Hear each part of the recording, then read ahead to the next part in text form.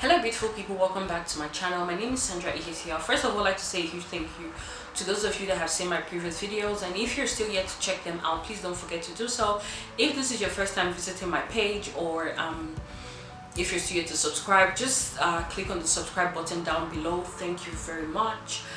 Initially, I thought about a different video for this week, and but looking at the climate in which we're living in, I thought, not now, I don't think this is the right time to put out such a video or make such a video. So I thought I would use this opportunity and space to just breathe, to just breathe.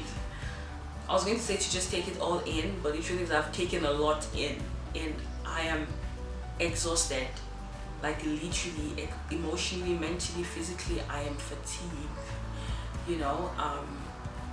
so I just want to use this moment to, so I'm not necessarily here to remind you of the things happening in the world, because truly the only way you will know what is happening is if you perhaps live under a rock or at a mountain, on a mountaintop, or maybe you don't have access to the internet, which unfortunately a lot of people don't, but just thinking about all the things happening, it's really overwhelming. It's really consuming, from Black Lives Matter movement to the issues of sexual assault, harassment, rape, and strong women and some men actually have come out to share their stories, and so bold of them to also name the perpetrators, and I really applaud them for that, because in all honesty, doing such a thing, you never know the backlash you would get. You don't know if people will be willing to support you or not. You don't know if people would even believe you. So I can also imagine what it's like for them, having to re-experience or relieve what they went through. It's almost like being re-traumatized, and for us that are on the outside of the story, listening, engaging, supporting, it's almost like we're also experiencing trauma, vicariously, because we're here, we're taking in so much, we're taking on so much, we're hearing, it's like the energy right now, the climate is just heavy, and we're in it, so we're taking on so much, and and even for people that have also experienced similar situations, it's almost like they also have to re-experience or relieve their own experiences as well. So it's just really a lot, going on, and we're just living in a time where everything just seems uncomfortable. We're in discomfort, forgetting, right now it's almost like Corona doesn't even exist. But I do believe that in order for real and true change to come about, we have to be uncomfortable. We can't live in comfort and expect for us to progress as people, for us to progress as a society. So we definitely have to be uncomfortable. But I also do understand that some people are choosing to disengage in this time.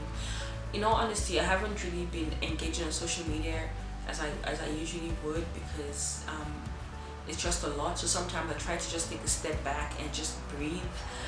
But I, at the same time, reminding myself that silence is something we can't afford as a people. Silence is really, it's a luxury. And imagine if everyone decided to be silent. I don't think we would have come this far as people, because in all honesty, we have come far as people. Our ancestors have fought. Women before our times have fought. So right now we can't just sit back and be relaxed. But yes, of course, we do have to also just take some time to breathe.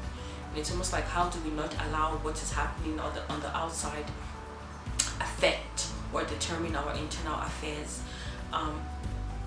But to even think about it, I don't think it's even an external issue or external affairs, because truly on a day-to-day we experience those gruesome, or maybe sometimes not as gruesome, but on a day-to-day we experience and witness stories that are just horrible, and you don't have to hear issues of police brutality for you to understand what it's like to live in this world as a Black person, or hear a gruesome story of murder and rape for you to know what it's like to live in this world as a woman. It's really a lot to take in right now. But I just want to encourage everyone to just try and take it one step at a time, breathe, and just take a step back when you need to.